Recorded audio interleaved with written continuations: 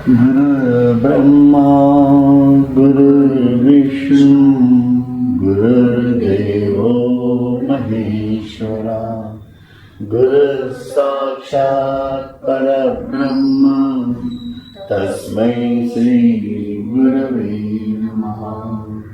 मी माझे मावळो सर्व तू तुझे उगवता.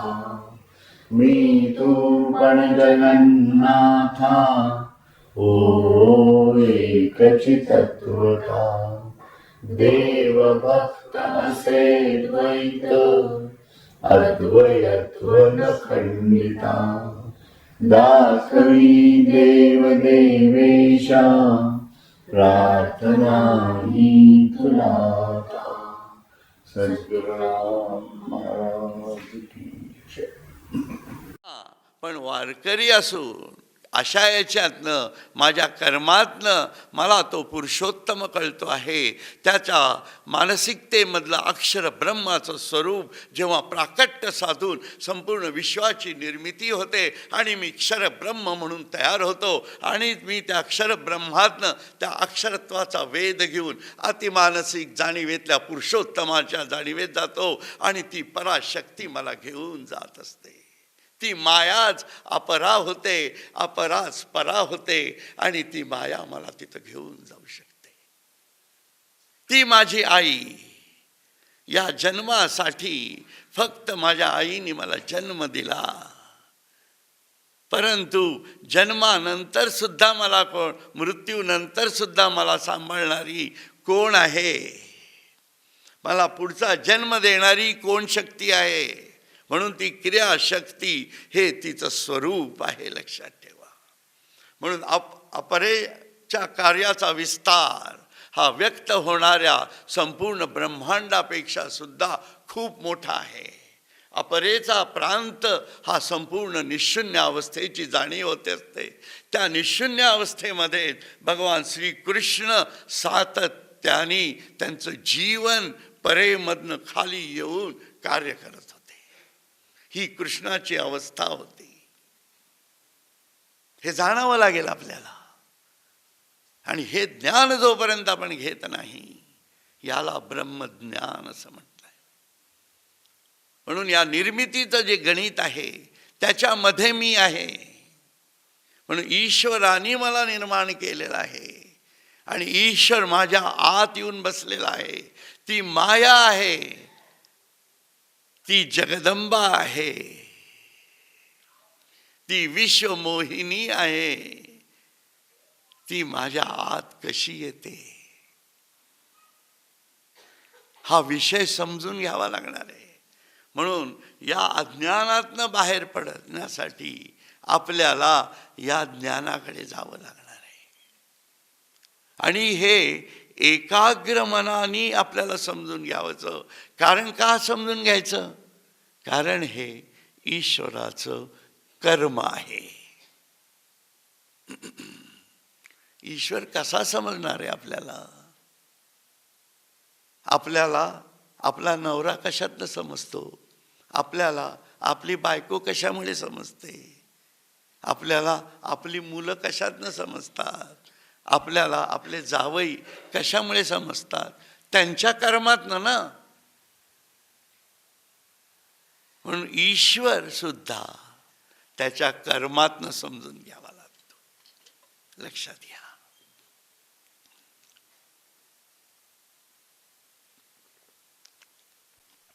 म्हणून ईश्वर समजून घेणं ही साधना असते.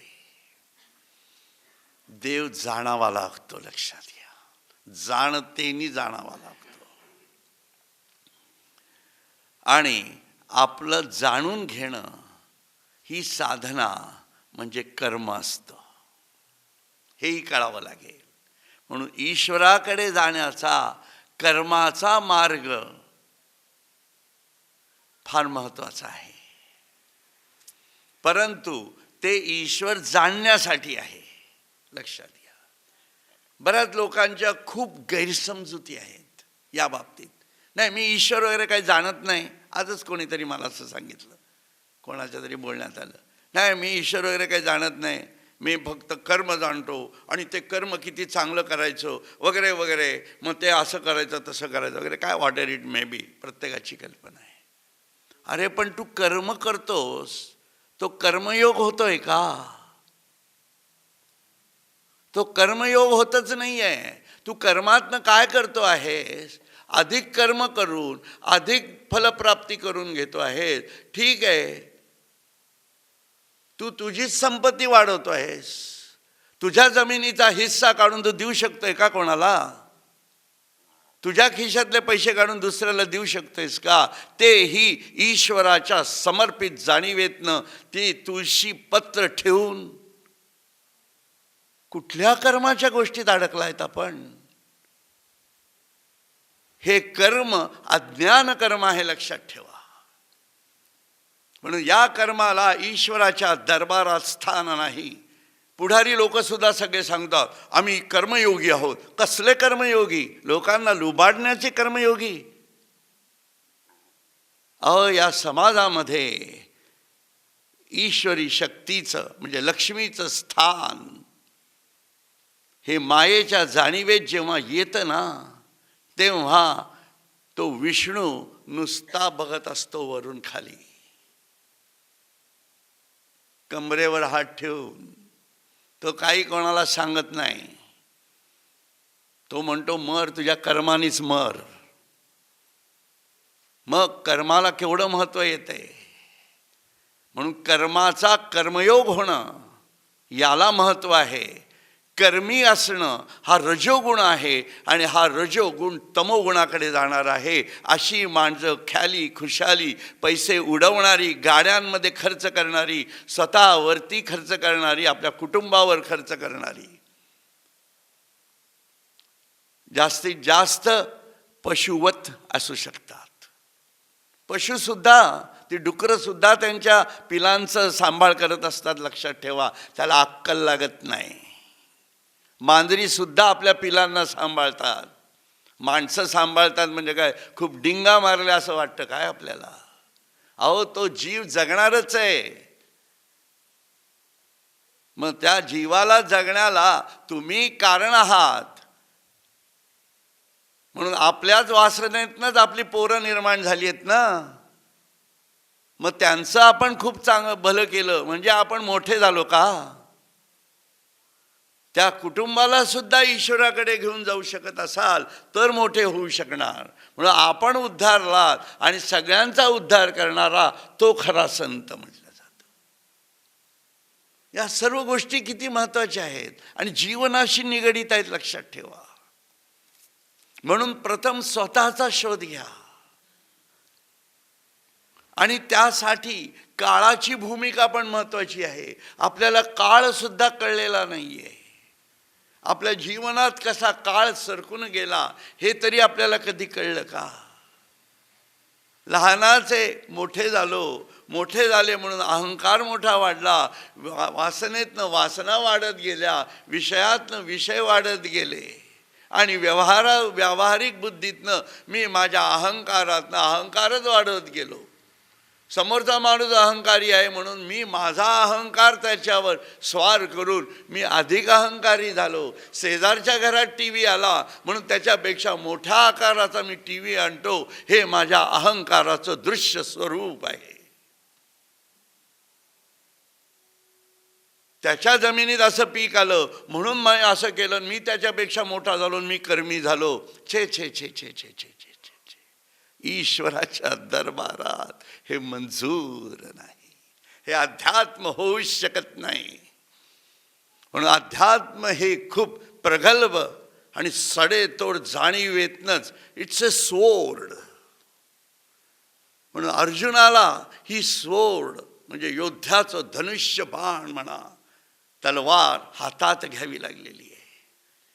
ती ज्याने टाकून दिली होती त्या धनुष्य बाणाला त्याला ह्या जाणीवेतनं उचलावं लागलंय. ती ज्ञानेश्वरी आहे, ती भगवद्गीता आहे, ते अध्यात्म आहे, लक्षात ठेवा. म्हणून अध्यात्म हे येऱ्या गबाळ्याचं कामच नाही आहे, लक्षात ठेवा. तुकारामांनी म्हटलंय, मी म्हणण्याचं काही कारण नाही आहे. तिथं ती मानसिकताच तडफदार लागते, तिथं ते कटिंग असं लागतंय. आणि नाही म्हणजे नाही, संपला विषय.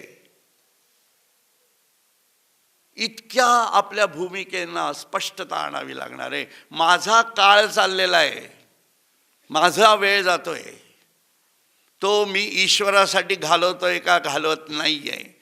मी बावटासारखा वागतोय का? कोण येतंय म्हणून मी फिरायला जायचंय का? कोणी आलं किंवा नाही आलं तरी कधी फिरायचं हे माझं टायमिंग आहे. माझ्या खांद्यावर कोणी हात ठेवायचा हे मी ठरवणार आहे. हा अहंकार नाही आहे, ही स्वाभिमानाची आत्मजाणीव आहे, लक्षात ठेवा. पण त्यासाठी ज्ञानाची अभिव्यक्ती आणि तेही श्रेयस ज्ञानाची गरज आहे. म्हणून श्रेयस काय आणि प्रेयस काय हे समजून घ्यावं लागणार आहे. म्हणून श्रेयो ही ज्ञान अभ्यासात म्हटलेलं आहे. म्हणून श्रेयस ज्ञानाचा अभ्यास कुठल्याही नाही. म्हणून प्रेयस ज्ञान कुठलं? जे देहबुद्धी वाढवतं, ते आपल्याला देहबुद्धीला प्रिय वाटतं. लक्षात ठेवायला सोपं वाटावं म्हणून सांगतो. म्हणून जे आपल्याला प्रिय वाटतं, त्यामुळे आपण 55 वर्ष जगत आलो, पण आपला उद्धार झाला का? नाही झाला ना. मग 55 वर्ष जगूनही ज्या ज्ञानाने माझा उद्धार होऊ शकत नाही, मला ईश्वर प्राप्ती होऊ शकत नाही, ते ज्ञान नसलेलं बरं ना. मग श्रेयस ज्ञानाकडे माझी अभिव्यक्ती व्हायला पाहिजे. म्हणून विद्या जी म्हटलेली आहे, विद्या आणि अविद्या हा शब्द येतो. म्हणून अविद्या ही व्यावहारिक जाणीवेतली, ज्याला रामकृष्ण परमहंस भाजी भाकरीची विद्या म्हणायचे. लक्षात, आपल्याला जे ज्ञान आहे ना, ते भाजी भाकरीच्या विद्येचं आहे. आपल्याला, आपल्या पोरांना अगदी मोठे MD सर्जन, इंग्लंड, FRCS काय जे काय असेल ते, इंजिनियर असतील, डॉक्टर असतील, CA असतील, हे सगळं भाजी भाकरीचा कार्यक्रम आहे. लक्षात ठेवा, हे कोणीही देशहितासाठी, समाजहितासाठी कार्य करत नाहीत जोपर्यंत त्यांच्यामध्ये श्रेयस ज्ञानाची अभिव्यक्ती तयार होत नाही. गायक मंडळी सुद्धा, कारण या सर्व ईश्वराच्या कला आहेत. कला म्हणजे फक्त चित्रकला, गायन कला असं नाही आहे. हे सर्व आर्ट आहे. ब्रह्मांड एवढे ओतीव सगळे. मग या संपूर्ण विश्वरचनेमध्ये असणारं गणित, या संपूर्ण विश्वरचनेमध्ये असणारं इंजिनिअरिंग, या संपूर्ण विश्वरचनेमध्ये असणारी विविध प्रकारची टेक्नॉलॉजी, इलेक्ट्रॉनिक्स, कॉम्प्युटरायझेशन, हे कसं झालंय? त्याच्यातलं मेडिकल सायन्स कसल्या प्रकारचं आहे? तुमचं हृदय दुरुस्त करू शकतील, पण हृदयाला गती देणारी शक्ती आली कुठून? तो डॉक्टर देऊ शकत नाही, लक्षात ठेवा. त्यामुळे या सगळ्याच्या भूमिका आपल्याला समजून घेतल्या पाहिजेत. म्हणून श्रेयस ज्ञान मला प्राप्त करणं महत्त्वाचं आहे. मग हे श्रेयस ज्ञान कुठलं आहे? तर आपल्यामधील आत्म्याचा शोध, याला श्रेयस ज्ञान म्हटलंय. मग आपल्यामध्ये आत्मा कधी आला हा प्रश्न खरं तर आपल्याला पडायला पाहिजे. पडला का कधी? पडला नाही, कारण तो सहज मिळाला, तो सहज आला. जे सहज आणि फुकट मिळतं ना, त्याची माणसाला पर्वा नसते. साधा विचार करा, तुमच्या डोक्यात थोडा फरक पडला आणि डॉक्टरकडे जावं लागलं, न्यूरोसर्जन जेव्हा लाखो रुपये घेतो तेव्हा ते दुरुस्त करण्यासाठी आपण पैसे देतो. पण ज्यांनी ते फुकट दिलं आणि मी फुकट इतके दिवस वापरतो आहे, त्याचं काय? त्याला कधी पैसे दिले का आपण? माझा हात इथून इथपर्यंत झाला, याच्यामध्ये जी हाडं आहेत हे सगळं, याचे काही पैसे आहेत ना का नाही आहेत? मोडलं की कळतं किती पैसे आहेत ते. बरोबर आहे ना? हा, मग लंगडत लंगडत देतो, रडत रडत देतो, पण देतो, पैसे देतो. लक्षात ठेवा. म्हणजे हा केवढा वेगळा विचार आहे ना. आणि हा काही कुठे तुम्हाला ग्रंथात वाचून सापडणार आहे का? हा, म्हणून रामदास स्वामी सांगतायत, तस्मात विचार करा, तस्मात दासबोध वाचा, असं नाही सांगितलेलं. म्हणून अभ्यास करा असं ज्ञानेश्वरी सांगते. आणि अभ्यास हा आपला आतून सुरू व्हायला पाहिजे. अभ्यासेन कौंतेय. मग ईश्वर प्राप्तीसाठी मला, ईश्वर प्राप्ती म्हणजे आता किती सोपी झाली बघा. किती सोपी आहे. तुम्हाला म्हणेल मी काहीतरी विचित्रच बोलतोय, बरोबर ना? सर्व अवघड करून ठेवलेलं आहे उगाचच, काही कारण नसताना. कारण आपल्याला सगळं माहिती आहे की आपल्याला मानणारा इथं एकही माणूस नाही आहे. तुम्ही हार घालता ना हे इथं, हे फक्त वरवरचं असतं, हे मला समजतं. बरोबर आहे.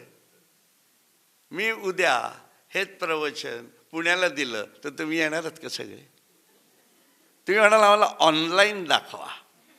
आज आहेत ना ऑनलाईनवाले तिथं. हे सगळं गणित असं आहे, माझ्या सोयीचं अध्यात्म मी करतोय. त्यामुळे काय होतं, जी सहज गोष्ट आहे ती वाकडे होऊन बसते, ती वाकडी होते, किंवा ती आपल्याला अवघड वाटायला लागते. म्हणून ईश्वर त्याच्या ज्ञानासहित आणि त्याच्या शक्तीसहित सहज आहे. आणि हा आपल्या विचारांच्या जाणीवेतनं आणावा लागतो. आज सकाळी आमचे मित्र फिरके साहेब आणि किराडकर हे मला घेऊन गेले मुक्ताबाईच्या तिथं, बरोबर आहे. आणि चांगदेवांचं मंदिर आहे, सर्व आहे. हे कसं झालं? सहज झालं. पण माझ्या जाणीवेमध्ये त्यांच्याबद्दलचा जे भूमिका होती ती माझ्या विचाराच्या जाणीवेमध्ये तिथं नाही गेलं तरी होतीच. म्हणून तिथं गेल्यानंतर मला मुक्ताबाई काय होती हे तिथं गेल्यानंतर कळलं, कारण ते ज्ञान तिथं उदित झालं. लक्षात घ्या. म्हणून ईश्वर सहजपणे आपल्यामध्ये आहे, तो त्याचा शोध आपल्याला सहजपणेच घ्यावा लागणार आहे. त्यासाठी सर्व प्रकारच्या गोष्टी आहेत. पण ईश्वर सहज कसा आहे हे प्रथम समजून घ्यावं. म्हणजे साधना कशी होते, त्याची भूमिका कशी होते हे कळेल आपल्याला. आपल्या प्रत्येकाचा जन्म आईच्या गर्भात झालेला आहे. स्त्रिया असो, पुरुष असो, कोणी असो, बरोबर. आणि आईच्या गर्भामध्ये जेव्हा पहिलं बीज पडलं, बरोबर, हां, ही प्रकृतीची रचना आहे. त्याचा नियम कोणीच मोडू शकत नाही, लक्षात ठेवा. त्यामुळे प्रकृतीच्या नियमाचाही अभ्यास करणं गरजेचं आहे. म्हणून नियमाधिष्ठित अध्यात्म हे पण महत्त्वाचं आहे. आणि प्रकृतीला ज्या कारणासाठी कार्य करावं लागतं ते मी पण तुम्हाला सांगणार आहे.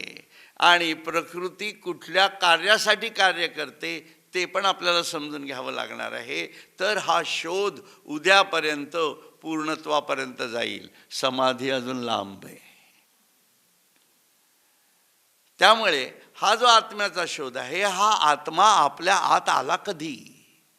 तर आईच्या गर्भात जेव्हा आपला एक प्रकारे प्रवेश झाला, कोणाचा झाला? आपलं नाव काय? मी काल आपल्याला विचारलं, माझं नाव सुधीर पांडे, पण जन्माच्या अगोदर माझं नाव काय होतं? मृत्यूनंतर माझं नाव काय असणार आहे? म्हणजे माझ्या त्या विश्वामध्ये ते नाव स्त्रिया असो की पुरुष असो, सगळ्यांचं नाव एकच असतं. ते नाव असतं जीवात्मा. लक्षात घ्या, आपण जीवात्मा असतो. आणि जीवात्मा कसा असतो? प्रत्येकाच्या इच्छा वासनांचा पुंज असतो. मी जे जीवन जगतो आहे किंवा तुम्ही जे जीवन आत्ता जगता आहात, तर मरणाच्या वेळेला ज्या इच्छा वासनांचा एक प्रकारचा अनुनय आपल्या जीवनात आपण कर्मातनं केलेला असतो, त्याला कर्मबंध म्हटलं जातं. लक्षात. परंतु जो कर्मबंध तयार होतो आहे, त्याला बांधणारा कोण आहे? तर त्याला बांधणारा प्राण आहे, वायुतत्व आहे. म्हणून एकदा का आपण मेलो की आपल्याला कुठलंच लिंग नसतं. पहिलं लक्षात घ्या. हे सगळं पृथ्वीवरचे नियम आहेत, पुरुष स्त्री वगैरे वगैरे, कारण हे निर्मितीच्या दृष्टीने केलेली विश्वरचना आहे. हे समजून घ्यायला पाहिजे आपल्याला. आणि याच्यामध्ये आपण जीवात्मा असतो, आणि हा जीवात्मा त्या गर्भामध्ये ईश्वराच्या, ईश्वर सुद्धा म्हणू नका, प्रकृतीच्या, ईश्वर यात काहीही पाहत नाही. लक्षात ठेवा.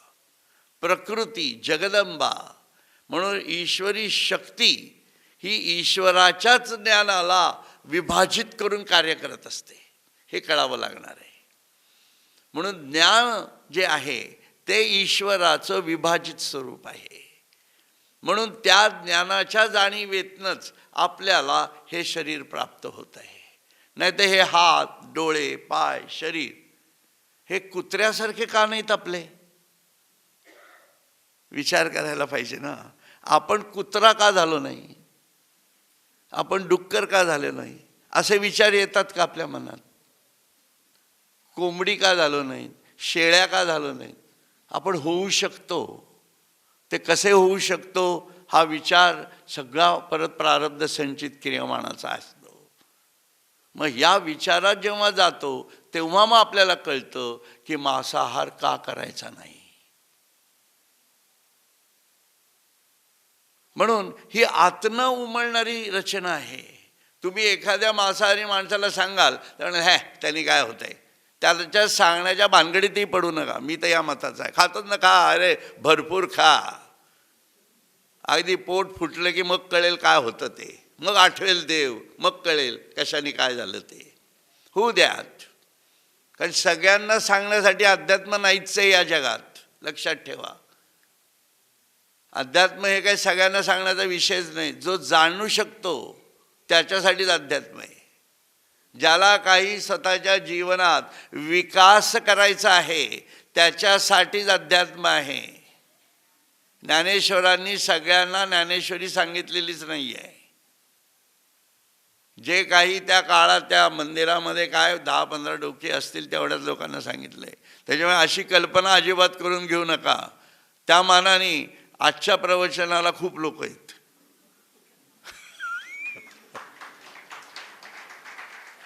नाही, हे ज्ञानेश्वर बघतायत म्हणून ते म्हणतायत, अरे तू कशाला डोके फोड करतोय एवढी.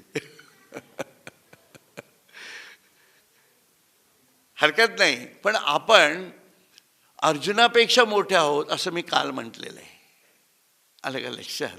म्हणून अर्जुनापर्यंत आपल्याला जायचंय, नसू मोठे तर. पण म्हणून ज्ञानेश्वर माऊली खुशच असेल नक्कीच. कारण इतके वर्ष मी ज्ञानेश्वरी सांगून 700 वर्ष झाली. आपण कुठं ना कुठं तरी असूच ना त्यावेळेला जन्म घेतलेला. मला तर असं वाटतं की ज्ञानेश्वर जेव्हा ज्ञानेश्वरी सांगत असतील तेव्हा त्या मंदिरामध्ये असा कुठला तरी मुंगळा म्हणा किंवा चिलूट म्हणा असं ज्ञानेश्वरांच्या इथं बसलं वगैरे असण्याची शक्यता आहे. आणि मग त्यांनी असं झटकून टाकलं आणि मग मी पुढच्या जन्मामध्ये गेलो आणि आज इथं आलो. म्हणजे हा एवढं वेगळं आहे, तो स्पर्श सुद्धा कुठं घेऊन जाऊ शकतो आपल्याला. म्हणून या गोष्टीतला आपल्याला सांगण्याचा हेतू काय आहे माझा, की हे आपल्याला गर्भामध्ये जे जीवन मिळत आहे त्याच्या पाठीमागे प्रकृती मातेचा एवढा विचार असतो. आणि तो गर्भ म्हणून आपण जन्माला घेतल्यानंतर 15 दिवसांनी प्रकृतीच माता पराजाणीवेत जाते आणि त्या पुरुषोत्तमाला, त्याच आत्मविश्वात्म्याला किंवा परमात्म्याला आत्मस्वरूपामध्ये आपल्यामध्ये येऊन स्थिर करते. बघा, आता त्या अवस्थेमध्ये आपल्यामध्ये ईश्वर येऊन बसला. किती सुंदर आहे.